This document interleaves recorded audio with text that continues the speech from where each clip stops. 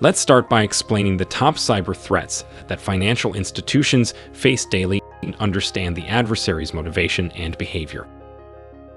Organizations in the finance industry keep highly critical and valuable data electronically. Financial organizations handle sensitive information such as credit card numbers, deposit information, estates, wills, and titles. As a result, they take the responsibility of trillions of dollars routinely.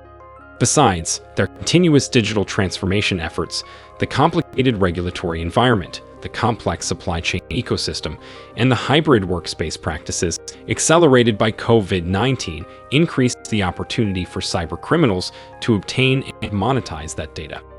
As a result, cyber threat actors